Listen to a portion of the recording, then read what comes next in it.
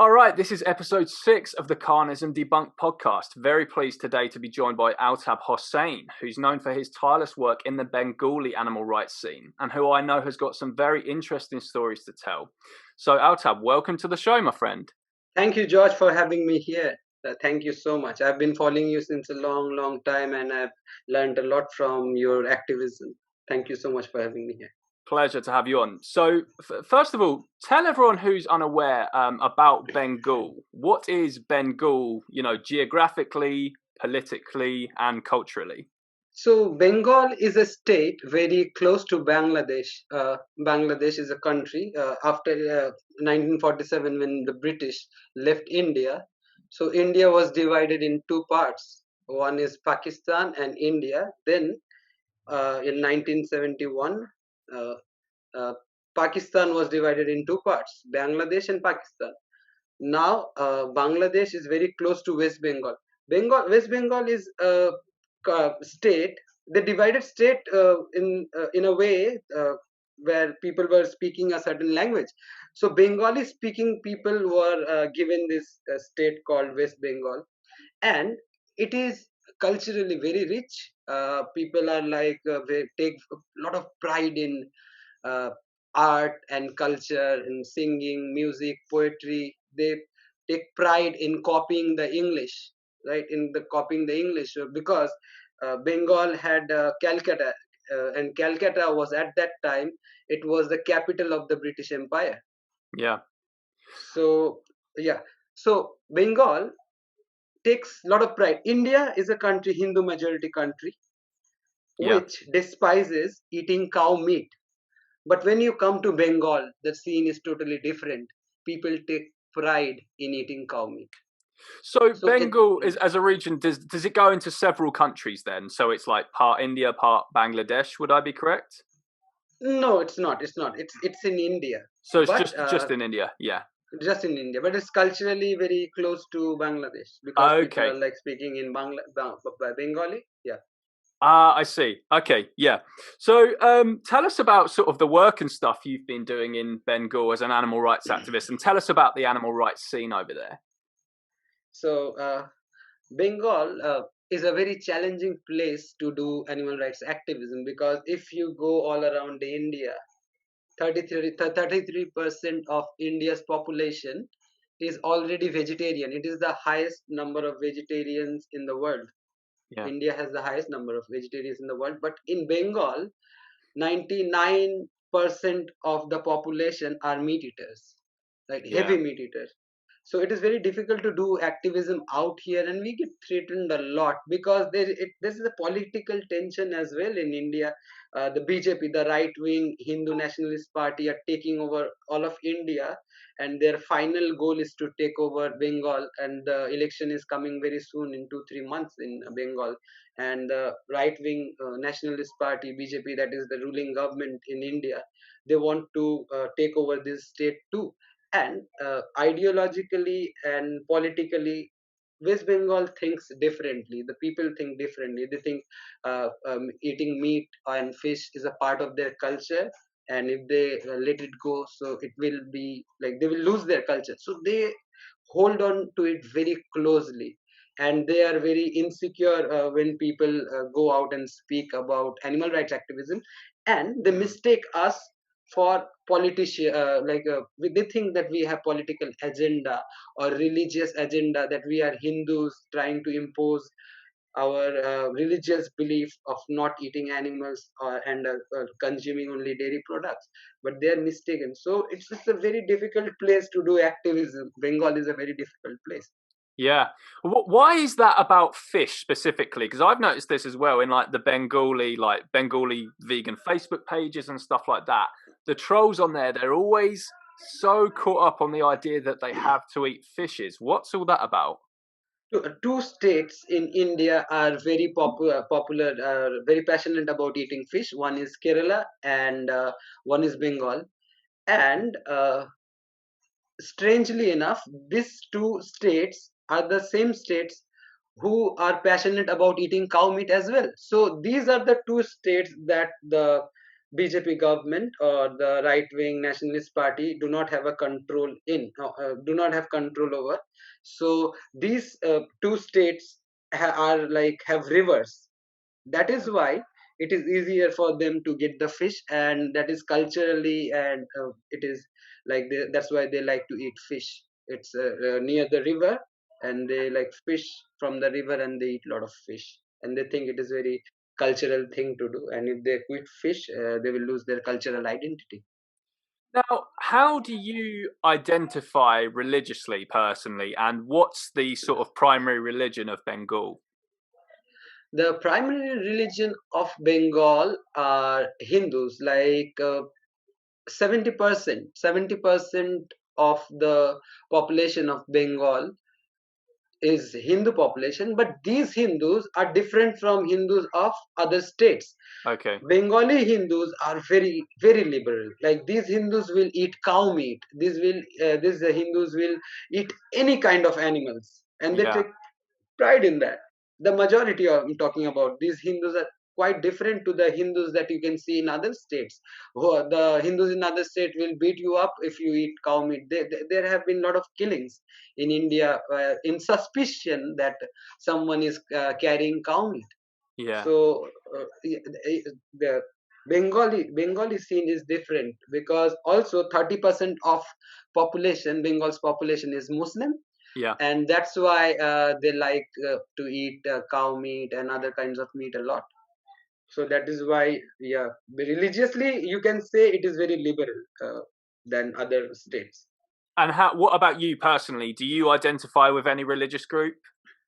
Yeah, I identify myself as a Muslim, but I am not like those extremists. I am very open minded, and I am very spiritual, and I believe in connecting to supreme power, spiritual high power, and I believe in finding peace. I don't believe in violence. So if you see the majority where they are going in every religion, they are focusing on violence, they are focusing on the wrong things, they are doing the Yeah. wrong things. So I am very spiritual. I follow ideologically, I follow Gandhi a lot, and also Martin Luther King about their ways of non-violence.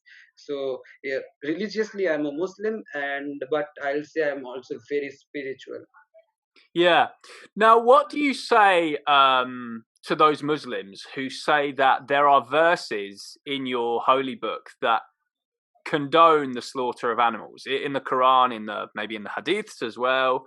How do you deal with the Muslim community when So people say stuff like that? so the word condones means support or doesn't support? What's the meaning of the word condone?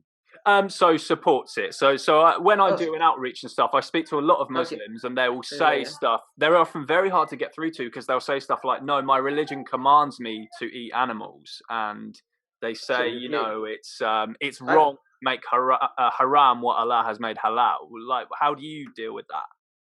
First of all, I've heard people saying that we should eat meat because Muslims should eat meat, but that's completely wrong, because nowhere in the Quran, the Holy Quran, or the Hadith is the saying of the Prophet. Hmm. Nowhere in the book it's written that you have to eat meat to be a Muslim. Yeah. There have been verses where it's written that the God has given you everything, and you can eat things which are made halal, or which is permissible. And this is a very broad term. We have to go deep into it and not think about the surface. I'll confidently say all the meat that Muslims are eating in Bengal. I won't comment about other states. I've seen in India. I don't know about other countries what's happening, but I've seen here in Bengal, in Kolkata, all the meat the Muslims eating. If you go by the religious book, if you follow the laws, if you follow whatever is written, it is haram, Yeah. because in the book it's written. The Prophet says that an animal should not suffer even a little bit of pain. There should be Hmm. zero suffering from their birth to the day of their death. One. Second, it is said that the animals should be free, should Yeah. not be caged. Third, it is said the animals should be in great health. And the fourth, it said that an animal cannot be killed in front of another animal. So there are and a mother cannot be separated from her baby. So there are many verses and opinions of the prophet, which if you like take all in on take them together, then you will understand whatever the Muslims are doing currently is not halal. The food thing is completely haram. They should not eat meat at Yeah. all.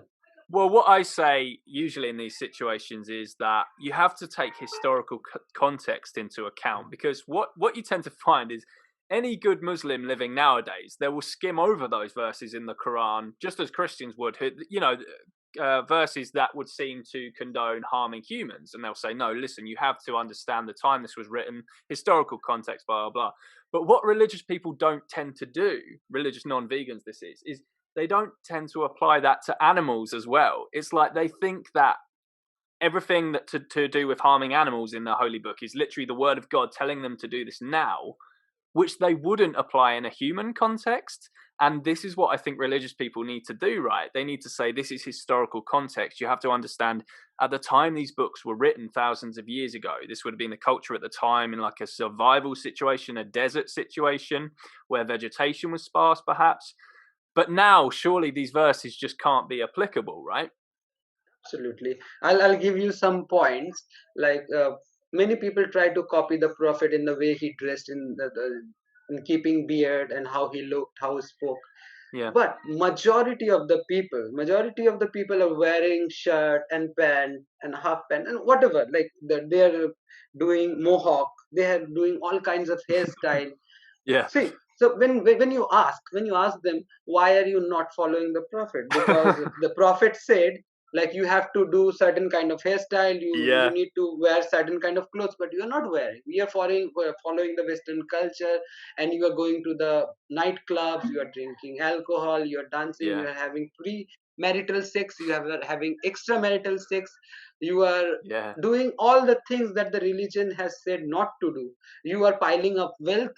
The religion says you should not pile up wealth, and it says that do a lot of charity, but people are not doing it.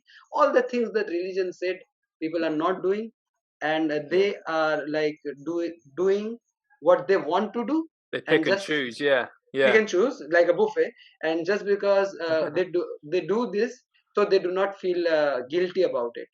Because whenever Yeah. you say that you are doing something wrong, and they are saying that we are doing because God told us to do, why would a God want you to eat meat? Because when you can live a better life while eating a plant-based diet. Because I'm very sure, I'm 100% sure, if the prophet was alive at this day, he was a very smart man. If he was alive at this day, he would have ordered everyone to eat plant-based diet. Because he was at that time he was talking about environment friendly things, he was talking about animal rights, he was talking about animal welfare. He told his people that do not sit on the camel after you have reached your destination, because the back of the camel hurts. He told his companions, do not separate birds, the eggs from the birds, because they're children. He told his companions not to destroy the home of the ants, because one companion destroyed the home of ants. So he was very particular about animal welfare and animal suffering. He ate meat, but he ate meat like once a month, or once in 2 months, very rarely. But what are the Muslims doing? They are eating 2 3 times meat per day. And even the Hazrat Ali once said that don't make your body the graveyard. Because he realized what people were doing here are people are like eating too much meat, and they realize that eating too much meat is hard to digest. People are unable to digest the meat, and that is becoming bad for their health. So he advised his followers to not eat meat that much. Yeah.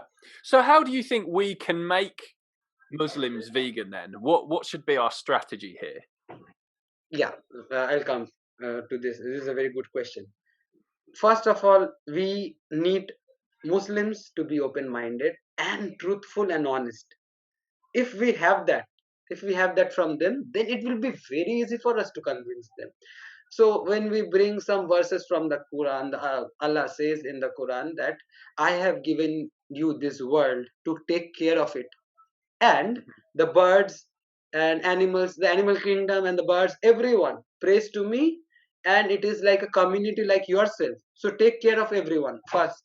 But when we are destroying that this animal kingdom and every, because animals are going extinct, right? That's anti-Muslim thing that is happening.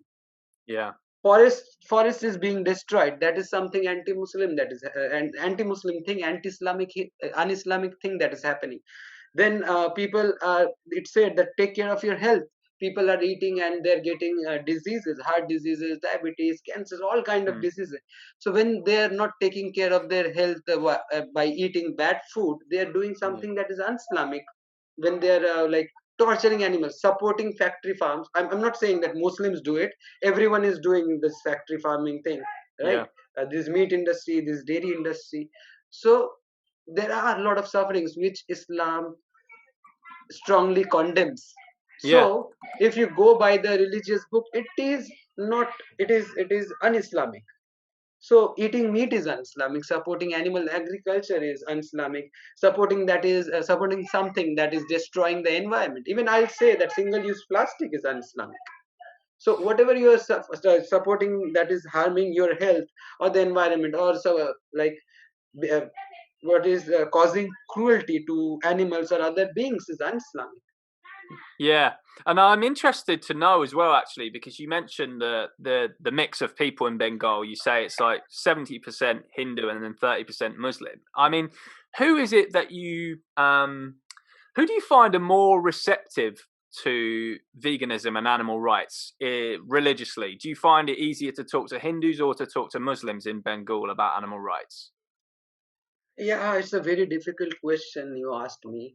So, and on one hand, we have the liberal Hindus. They're very liberal, and Hmm. that is why they're eating meat, because they are liberals, Yeah, right? And then there are people who are conservative, who don't want to change their ways, who don't want to change their ways. They have been they're doing what they have been doing, and they will follow their previous generation. So these are the conservative Muslims who are eating meat, who are eating cow meat, who are eating goat meat, who are eating chickens, because the previous generation has done. But these liberal Hindus, they are doing this because they think if they do not eat meat, they will become the religious kind of Hindus, like illiberal Hindus, like Hindus of other states, which they do not want to be. They want to show that yeah, we are Hindus, but we are very liberal. That is why we are eating meat. We are not the vegetarian Hindus, and they are taking pride in that. So it gets very difficult to. You have to like do different kind of activism. If there are like two, three people, and one person is a Muslim who is a conservative, and then there is a liberal Hindu, and then there is conservative Hindu, you have to bring for different methods of activism. You have to say different things, because I remember someone came up to me. I was saying that, yeah, dairy industry is very bad, they are very cruel, right? He was a Hindu, and he said, yeah, yeah, yeah, I don't support eating animals, but I drink milk because the Lord Krishna drinks milk, and he drank milk, and he ate a lot of ghee. So I have to follow Lord Krishna, that's yeah, what I'm doing it. And I had nothing to say, because at that time I was using a different method. I was saying that it is very cruel, and he said, no, in our goshala, where we have cows, we take a lot of care. We respect the cow like gods. We take care of them, and we let the baby drink the milk first, and then they take the milk. But the slavery was also happening at that time. uh, but I couldn't say anything, because I started off in a different way. I yeah, was using a different approach. I was saying about the cruelty part, that the animal industry, like the dairy industry, is being cruel to the cows, and we should be protecting them. Hindus should be protecting them, and as good human beings, we shouldn't be supporting them. He said, no, we are very careful about cows, we have goshalas. But but the good thing is, it was like 2 years ago. That guy recently has gone vegan, and he not only has gone vegan, he has become a very active activist. He's like posting about dairy cruelty, and he has gone vegan. And it's strange, because I had a talk with him in book fair 2 years ago, and now he's a vegan activist. But I think it takes people time to understand. Yeah, I was going to say the thing I find, and from speaking with Indian activists as well, is that, like you say, it seems to be very hard to get through to the Muslims about meat and stuff, but it's so hard to get through to Hindus about milk. There's this thing about what's the deal with milk in Hinduism and why they Absolutely. It's as difficult to make a Hindu vegan, like a vegetarian Hindu vegan, so as hard. Yeah, I think it's easier to make a Muslim vegetarian or vegan because yeah, uh, they will say that okay, God has permitted to eat meat, but the only thing that stops them from going complete vegan is the animal sacrifice part. Apart from them, it is very easy. He eats meat by choice. He won't say that the God has hmm told me to eat meat. He can't say that because that would be a lie. So only thing that stops us, like is a difficult part, hurdle for us activists, is the animal sacrifice part in Islam. But when you come to Hinduism, they are doing daily prayers with the clarified butter, the wow, ghee, yeah, and then they were pouring regularly. They're pouring thousands of liters on the like Lord Shiva's linga.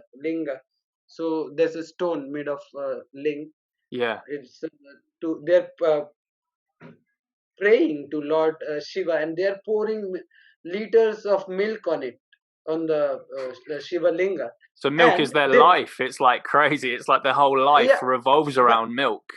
now how can you convince them, because Yeah. it's religious. A Muslim is eating meat, it's not religious. A Muslim is eating daily eating meat, it is his creed. It is what he wants.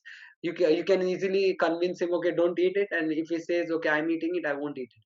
But when they're in the temples, people are praying on a daily basis. They are pouring milk on a daily basis. You cannot stop that. They will say that it's written in their Vedas, in their Puranas, in their holy books. and, Mm. and in Hinduism, it's like in Islam, you have one book, the Quran, and then you have another book like the sayings of the Prophet, the Hadith. So it's easy. Hmm. But in Hinduism, there are like a lot of books. It's a mythology kind of thing. So people also take cultural thing as a religious thing, But and then what? it's very diverse, because Hinduism came from paganism. Mm. It's a very old religion. But then There what is about in Bengal? You mentioned the Hindus there are very liberal. They don't like the whole tradition thing. Is it not easier to get through to Bengali Hindus about milk? Like, do they do the same things with milk? No, they're not praying. They're kind of like they take pride in being atheist, kind of that. So Yeah. uh, they are not praying, so they don't care about it. Like they say, the people who are praying or pouring milk are stupid. Those milk should be consumed. They think like that. Mm. But are they Those not milk should. easier as a result of that to talk to about veganism? Yeah, when we talk to veganism, then these people are like behave like intellectuals, right? But they are not. What they say is, okay, plants feel pain. The Oh yeah. scientist, a popular scientist, Jagdish Chandra Bose, Yeah. he proved that the plant react to certain stimuli, and like he's very popular all over the world. So he was the one who said plants feel pain, that kind of thing. And Yeah. most Bengalis use that thing, and they are like, okay, this scientist has said plants feel pain and animals feel pain, all are equal, so we don't care about animal suffering, and we don't support animal abuse. But if animals have to be killed or abused for like our benefit, it should happen. I've That's what they. noticed this with the plants, though, argument. It mainly tends to be people from South Asia. There's a huge prevalence there of the ridiculous plants, you're killing plants argument tends to be from South Asia a lot of the time I see on social media. So do you think that's the reason for it? This figure who's quite celebrated in Bengal and the rest of India? Uh, Actually, this figure, Jagdish Chandra Bose, he's celebrated all over the world because he was the first one who said plants feel pain. So Right. whenever if someone comes to you and says plants feel pain, and he will give you a scientific article, kind of that, some research, it will be of that scientist Jagdish Chandra Bose. So he is Yeah. popular all over the world, and that is the only thing that these people, anti-vegans, use against us. And in India, there's a problem. So now we vegan activists have become very vocal, right? But before us, there was this 33% vegetarians, Hmm. and they have been mocked a lot. They have been Yeah. like shamed and mocked and insulted by these non-vegetarians. Yeah. So now, and they never retaliated. They never retaliated. They never came for argument. They never debated. Now we are having that problem.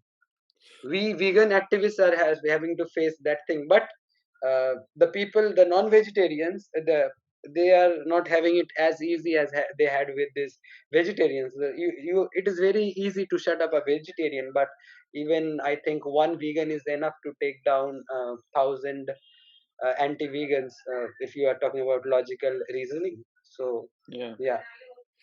And how are things with you personally, like with your family and stuff, about your veganism? Tell us, because I know you said to me before we started that you're having a bit of a conflict there. Can you expand on that a bit?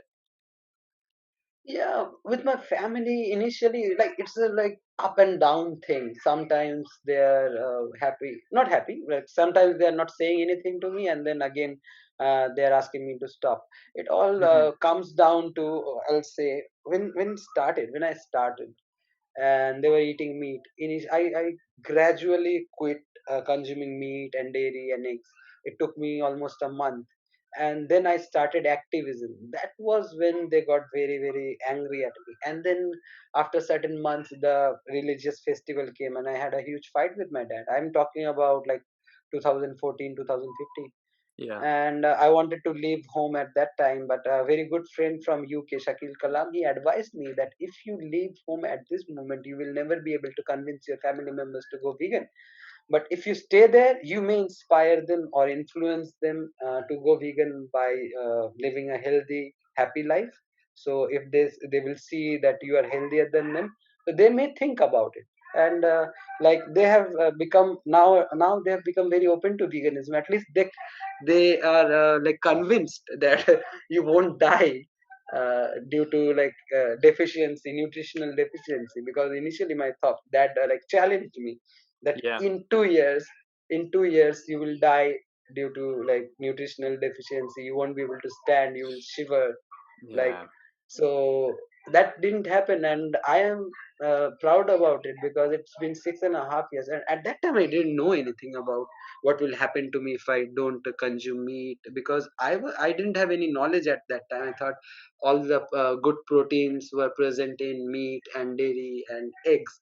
So that was a huge risk. Even my family doctor, he said that okay, you can quit everything, but you shouldn't quit fish, because without fish you won't be able to survive. I said, then how do vegetarians survive? Then he said they consume dairy products, but you are saying you won't consume dairy products. At that time I didn't know much about it, because so I was lucky to have found online vegan community, and I was reading comments from people who said that we are vegan for 30 years, 40 years, and we didn't die.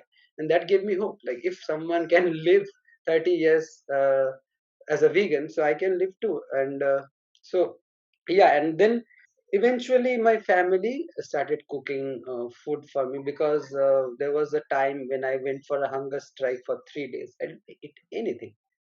It was like Yeah. I was inspired by Gandhi. So I realized, because my family thought I am not very serious about it.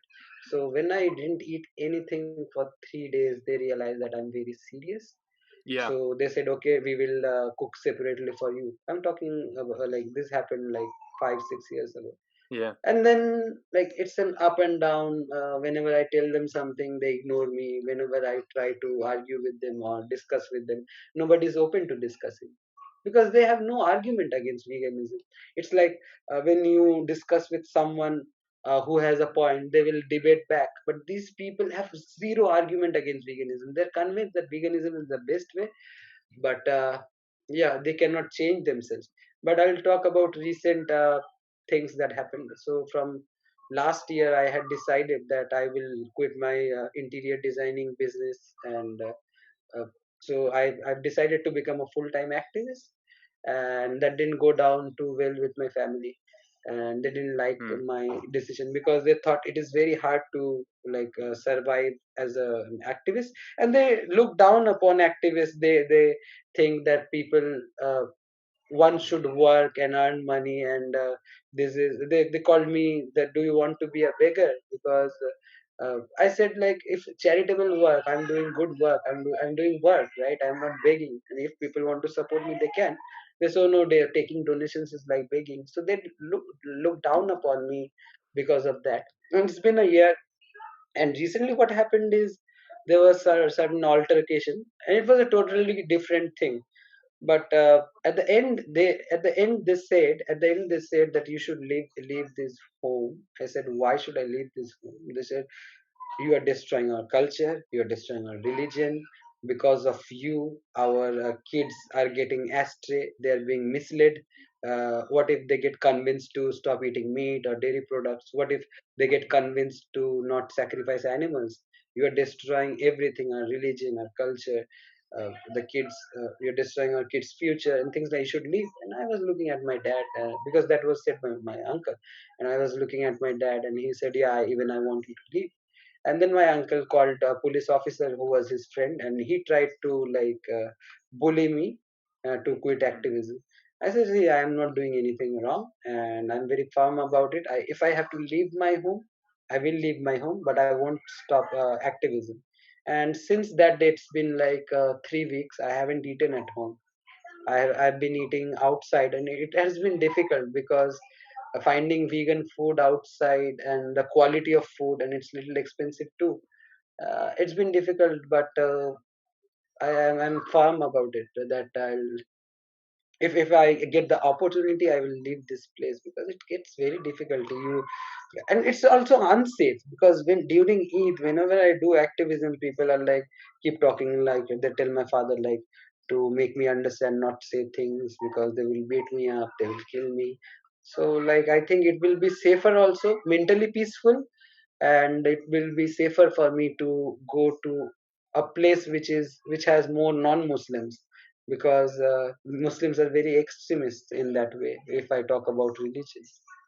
I was going to say, and this leads on to the next thing I wanted to talk about, and one of the main reasons I wanted to have you on as a guest today, because this is it's an incredibly frustrating and fascinating story, is that I've seen you post several times on Facebook that your life is in peril. Can you tell us the full story there? What's happened? Why is your life in danger? So I keep receiving messages from people that someone wants to kill you, and I don't like take them for believe them, because I think someone is trying to scare me, and most of Yeah, the people are trying to scare us. So there were recently during this age when I was doing activism, some guy, I don't know who was that guy, whether that was a fake profile or not. He said that come to Khidirpur, that is a certain place, and yeah. I'll cut your head and I'll tie it, and I'll put it for everyone to see in public. And that guy was saying things like I've never heard or seen on social media. Someone is writing publicly on my wall that he will cut my head, and it was like weird and strange. How can someone say that? Because you don't hear that in a civilized society. That someone saying that they will cut your head and they will like put it in public in front of everyone as a a message to everyone that if you do things like this, this is what can happen to you. So why were you? Why are people saying these awful things to you? Like I'm going to cut off your head and stuff like that. What's their actual reasons for this? There are many reasons, like like I told you, the Hmm. liberals that thinking that I am supported by the BJP government, the Modi government, because I am talking about saving cows. Yeah. The hindus the hindus uh, the Muslims are also thinking like that I'm supported by this government. And also the some religious Hindus now thinking that I am a very staunch Muslim. I am an extremist Muslim who's trying to destroy their culture by saying that stop consuming milk. So I am getting attacked from all community in Bengal and also in India, because religious Hindus, they don't want me to live. They don't want me to succeed because I'm talking against dairy products, Yeah. because they use that for their religious purposes, they use that for consumption. The liberal Hindus, they don't like me because if that happens, they will have to stop quitting. If I succeed in spreading my message, they will have to stop consuming fish and cow meat and goat, chicken, everything. And also the Muslims think that if I succeed, I'll stop the animal slaughter, like the animal sacrifice. So no one likes me. Everyone has different reason for not liking. Yeah. So it's like you're Activism, attacked from all sides, basically. yeah, activism. I keep saying that you go anywhere in the world, you do activism. It's doing activism in India is a different animal altogether, especially in Bengal. Mm. Like you wouldn't know what to do, because you will have to think, okay, this group, what is this group? Is this like a Hindu religious group or Hindu liberal group, or is Yeah. this a Muslim group? What kind of group is this? What are they thinking? What is their culture? What is their caste? What is their religion? Are they into dairy business or are they into leather business? You do not know people, and you are talking. I remember telling doing outreach to a person and talking about leather and things like that, and later I found he was a like a leather factory owner. Wow. Yeah. Similar thing happened when I was doing outreach in Delhi, and one person got so angry because I was talking about dairy products, and he was a farmer. He had that business, and he got very angry because I was Yeah. creating awareness about abuse in the dairy industry. He will lose business. So, what the problem here is, religious people who are passionate about religion, they want to kill me, they want to hurt me, they want me to shut up. People who are very passionate about their culture, the Bengali people, right? They want me to shut up. They don't want me to live. Then there are people, business owners. They want me to shut up. Everyone, like not only me, I think everyone, like they want all vegan activists to shut up. Mm. So just because my voice is louder here, I speak loudest, and most people are afraid of getting killed or beaten up. In Bengal, you won't see many activists like speaking out fearlessly. Very few people are there because everyone is Yeah. afraid of getting beaten up, judged, getting like booked, getting behind bars. They're not doing anything. So this is the problem in India, especially. We do not have a lot of courageous activists. People are thinking about their security and safety first, and that is why they are not doing much. I mean, it's a terrible situation, and I have to commend your bravery here. It's incredible the bravery you've shown throughout all that. And I'd want to ask, what would be your advice to people who are receiving things like death threats and stuff like that? How have you managed to cope with all that? See, as human beings, we have a natural instinct to survive or escape death or threatening situations. So, no matter what we need to do at that certain situation, if we have to apologize, we have to apologize, or whatever we need to do that to like survive that situation. Because like I was saying, we were successful in rescuing that cow from its slaughter 2 years ago. We Mm-hmm. were successful, but after we were successful, I couldn't stay at home. I had to leave home for a month. My family said that we do not want you here, and I stayed at friends' places and in an ashram for a month. So I stayed outside, and people were looking for me. Like whatever he has done is blasphemous. He has taken a cow that was in the name of God, that was supposed to be sacrificed, and he has like hurt our religion. He has brought his Hindu friends and taken that cow away. We paid the money, we compensated, but even then there was like religious sentiments were hurt, and I had to go underground for a month or so. After I coming back, I promised my family and other people Hmm. of my locality that I won't do this again So because I had to. you went into hiding. I went into hiding for a month to let the matters cool, because at Wow. that time I won't say that I would have gotten killed, but they surely would have beaten me up. Yeah. I mean, it's just an absolutely awful situation. Of What? course, and I think if it had been any other country, they would have beheaded me. Like if it had been Saudi Arabia or Pakistan or Bangladesh, I Yeah. wouldn't live. I would have been killed by now, Do just you because think? it's India. Yeah. Yeah. Do you think that is the reason then why animal rights hasn't taken off so much in certain Asian countries? Is it's because fear the activists have that they will be harmed if they speak out for animal rights? Absolutely, there is no other reason. If you go to Pakistan, if you go to Bangladesh, there are activists. There Yeah. are activists, but they mellow down their message. They mellow down their message. They are not speaking as boldly as the Western activists, like you say, like Yeah. David, like Earthling and Joey Armstrong. Yeah. I try to like be like them. I like to promote my message. I like to say I like to call spade a spade. So Yeah. I do activism like them, but the difference is my audience is more violent and more unruly.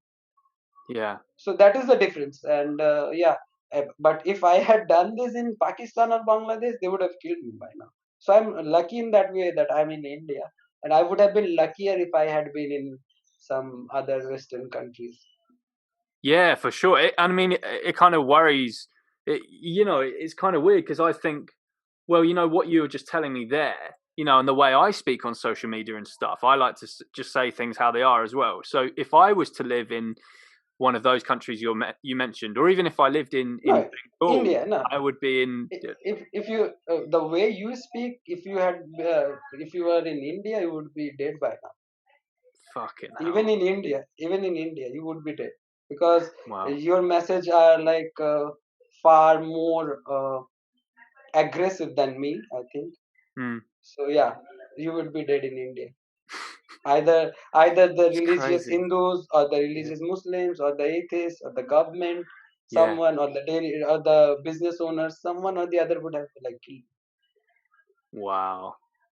It's terrifying. It sets a terrifying precedent, really, because and it shows how it kind of makes me feel lucky where I am in the West that I can say a lot of these things. I mean, I do think that freedom of speech is under attack in the West, but but not to the extent that it is in Asia. I mean, the fact that in Asia you can't even speak ferociously for animal rights without having your life put in peril. I mean, Absolutely, that's absolutely. terrifying. Absolutely. So if something happens here in Bengal, we go outside some restaurant and we try to speak, the Yeah. public will beat you up. There will be a mob. They will beat you up, and then the Wow. police will also support them. But this doesn't happen in West, because Yeah. culturally, or they're more civilized than our people. They're more civilized. They won't beat you up or hurt you. They will just say maybe something rude. But I Yeah. think because this is because the West is 10 years ahead, 10, 20 years ahead from our countries. Mhm. But I think people in the West also, like the person who started initially, they had to go through a lot. So what we are Yeah. going through, and 10 years later, when other activists will come, they will have it easier, because when you do it when you do it for the first time, you have to face a lot.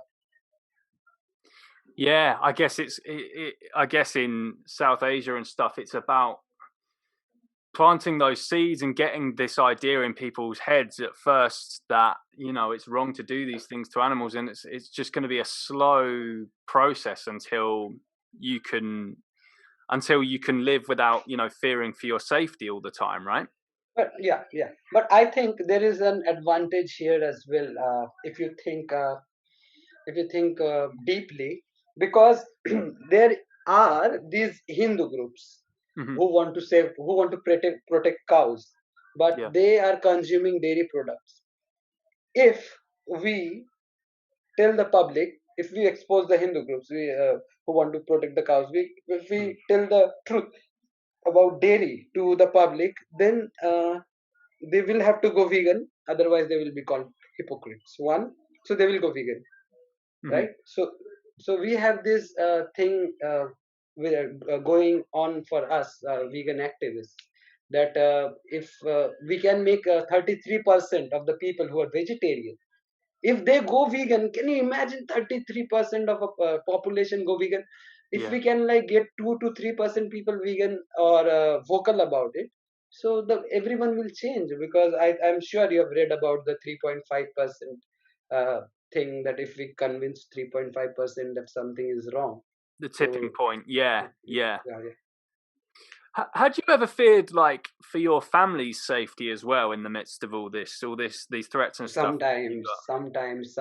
sometimes, yeah, I've thought about it. I don't know what I would do, because uh, what will happen if my message reaches like a larger audience?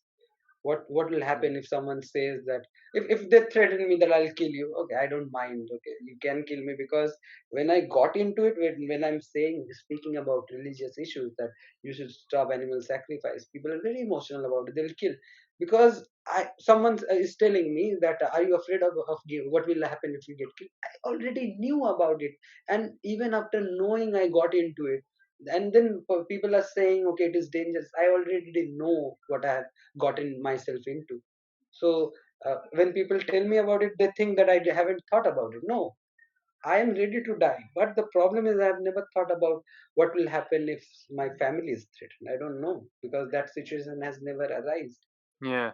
And did your family ever personally feel in danger of their own lives? Did they say anything like, Altab, you've got to stop doing this. We feel threatened What because of once my father said that, what will happen if people come and like burn down our house or break kill us? What will happen? that. I Yeah. said, why will they kill you? You can say that you do not support me. You can disown me. Of course, they will disown me. Like for safety purpose, they will do that. And they don't support me. I can understand. So like nothing will happen to them. The maximum, the most that will happen is they will disown me, and I'll have to run away from them. Yeah.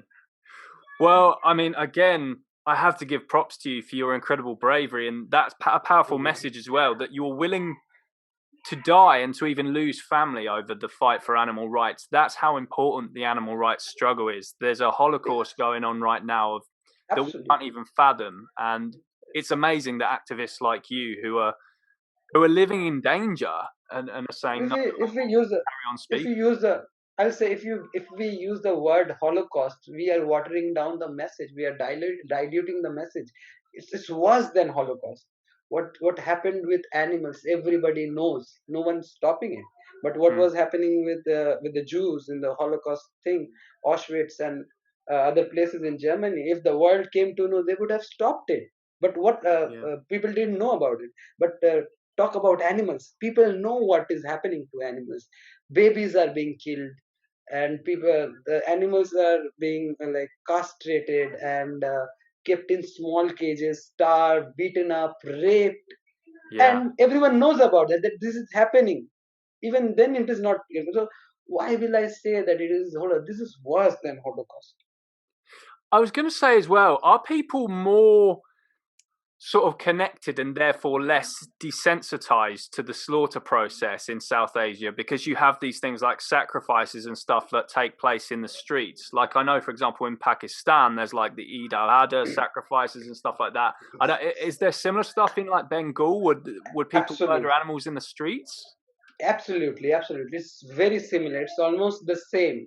Like you can say the culture, the Muslim culture in Kolkata, the place that I live in, the certain pockets of places like Topsia, and then Raja Yeah, Bazaar, then Kedarpur, Mominpur. These places are like Muslim dominated, yeah, and they sacrifice cows in streets. If this happened in any other state, that there would have been riots. yeah, But just because it is happening in Bengal, there is no problem. And yeah, people get desensitized. I'll tell you about something which is very shocking. This year, my family, I was able to convince my family not to sacrifice animals, and I was very happy that they didn't sacrifice any animal this year. yeah, So I was living at my cousin's place, because see, I cannot stop this slaughter that is happening in the neighborhood, thousands of cows being killed, and I didn't want to go through the trauma of watching the cows being killed, and I'm feeling helpless. I Yeah. didn't want that to through the trauma, because I couldn't save them. What would I do, like, but looking at them being killed? So I went to my cousin's place. When I came back, I heard some story that broke my heart, and at the same time it gave me chills down my spine. Hmm. What happened is, there one of my cousins, he has a young son, his age maybe 4 years, 4 years, yeah, 4 years old. The knife was given to that baby, and he slit the throat of the cow. Can you imagine? God. Yeah. It gave me chills down my spine, thinking like, what are you doing? Shit. This is child abuse. Yeah. How old was This is this what is child? happening. 4 years old. Oh my God. Yeah, it's just bloodlust from day one. I mean, what chance does that kid have? That's So crazy. eh, you are making him violent since like a kid, and this is the problem with people. They think people who are violent or aggressive, it is masculine and it is something to be proud of, and anything that Mm, is feminine, it is something to be ashamed of. This is how this culture is, especially in amongst the Muslims. They are not very, like, uh, they do not support women rights as much as other communities. yeah, So women are always women animals are always being suppressed in this community, in the Muslim community. it's terrible, and it kind of shows. It kind of goes to show why I guess it can be easier a lot of the time, I guess, to get through to Westerners, because you show them a bit of slaughterhouse footage and they've never Yeah, seen anything like that before in their life. So it's like, holy shit, what is this? I mean, my own girlfriend, Sam, yeah, who I yeah. met at the Mhm, vegan camp out a few years ago, did you mhm. know she's never ever seen animal slaughter? She has no Oh, wow. idea what it looks like, and she's vegan. I think. And and that's very Mhm. powerful to me. But I guess it's it just shows that I do have it a bit easier here because I can show someone from slaughter footage some. Then I think it will be very easy. But what happens? I'll talk to you about the place that I live in. 100 meters from my place, and I'm outside, Mhm. and there are maybe 100 meat shops, and I'm seeing several goats, chickens, cows being killed in tiny places. Oh god. It's Yeah. crazy how. So if you are showing them a slaughter video of a slaughterhouse, Yeah. if you are showing them Dominion, they are standing there and they're saying that, kill this goat, I like this goat, this Yeah. looks the, kill this chicken, I want this chicken, this chicken looks healthy, kill this fish, kill this cow, I want this meat of this cow. Been So there, done how that can kind we, of like, thing. Yeah. what will I show them the video of cow slaughter? They are seeing. What will I show them the video of chicken slaughter? They are seeing in front of them, their own eyes. Yeah. How can I convince them by showing them cruel slaughter videos? So So the I think shock only, factor doesn't work. Yeah, your yeah, messaging has to be powerful. yeah. So what works is, what the how I changed. They do not support animal cruelty, like beating up animals or keeping them in bad conditions. So if you go through that angle, go through from that point, Yeah. then some you can gain some brownie points. This that similar thing happened with me. I was watching a Peter video about cow abuse, animal abuse in the dairy Yeah. industry, and when I saw that, I saw what the cows were going through. Right. People may say that all cows were not being abused, but some cows were being abused, and if there is a chance of abuse, I do not want to take that chance. Cows were being beaten, hands Yeah. were being put inside their anus. So I didn't want that to happen, so I changed. So, but myself killed goats. I've myself killed cows. I've killed kingfisher. I've killed rats. I've killed lizards for fun. I've Yeah. killed crows for fun. So I've done everything. I've killed animals myself during it. So if a person like me can be changed by seeing a footage where a cow is being beaten with a stick, or where there Yeah. is acid being poured on a dog, or monkey is being abused.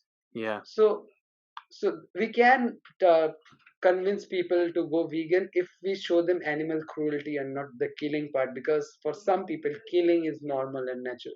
Yeah, I mean, when I was a kid, I used to go fishing, and I've pulled fish out of the water with a hook in their cheek and clubbed them over the head. I mean, it's so you and I are reformed Yeah. animal murderers. You know, we've done this ourselves with our own bare hands, and we're now animal rights activists. And while it's shameful what we did, it's just about making amends and moving forward now, and I'll, that's I'll, all we can do. I'll narrate one story. What happened once was, me and my father, I killed one kingfisher that was on the tree, God. because I was seeing some video of, what is it called? What is his name? Bear Grylls.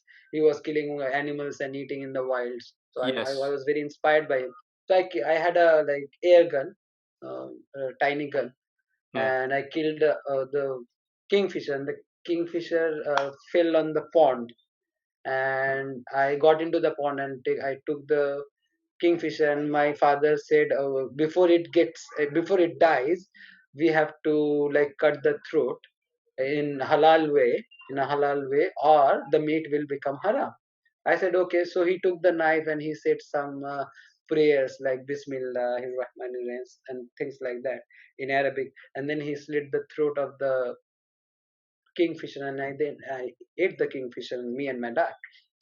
But the strange thing that happened is I posted the picture of the head of the kingfisher online, Hmm. and at that time I was not vegan. I'm talking about like Of course. 12 years ago. Yeah. My friends from the dance circle, I was in a dance group. My friend from dance circle, they abused me a lot. They called me cruel, they called me heartless, and I was thinking like, Yeah. how am I different? What is this? Where is the difference? This is a kingfisher and we all are eating chickens, that is Yeah. birds. Yeah. Why am I being judged? So due to fear I deleted that picture. But now I think, and even I asked recently that guy that now I'm vegan. But even at that time, I Yeah. was thinking, how are kingfishers different from chickens? If Yeah. beheading chickens is wrong, then why were you abusing me while eating chicken?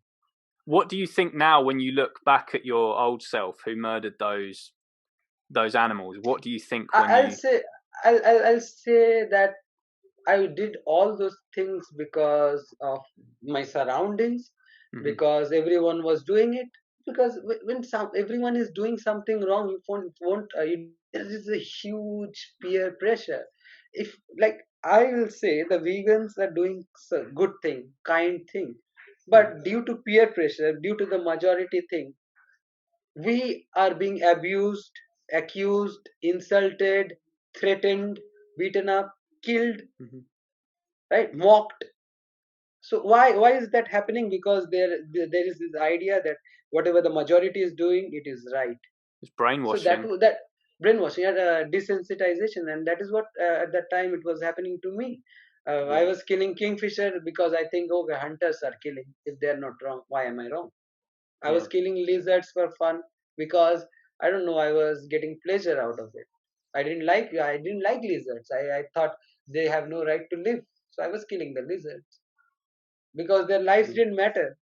Who would get offended if I killed a lizard? Because no one loves lizard. Everyone hates lizards. I'm talking about the lizards that crawl on the walls. Right? They Yeah. have pale skin, It's crazy. and nobody likes them. Yeah. They say they are a curse, and so I was killing. Nobody likes crows. I was killing crows. Yeah. Yeah.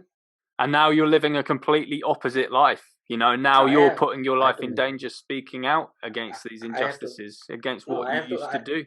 I have to undo a lot of injustice that I had done. I have. Oh my God, I'm getting emotional. I've done a lot of wrong things to these animals, and I don't know whether karma will bite me back. Because now I'm thinking those animals, that the rats I killed, the crows I killed, the goats, cows, chickens I killed. Everyone had value. I'm not saying that okay, the cow was big, that's why I'm feeling more bad for the cow, and I'm feeling less bad for the lizard. No, I'm feeling equally bad for every other sentient being that I killed. And I don't know if I could go back in time, I would go back. And I think that is why it is very important for people like us to risk our lives and to try to undo what we have already done. I know, like, those lives cannot be brought back, but if we can save a lot of animals, then maybe we may die in peace. Yeah. Well, we'll leave it there. Thank you so much, Altab, for joining me. That was a very thought provoking and an interesting discussion. And yeah, thanks so much for being a Th- guest. Thank you, George. Thank you so much.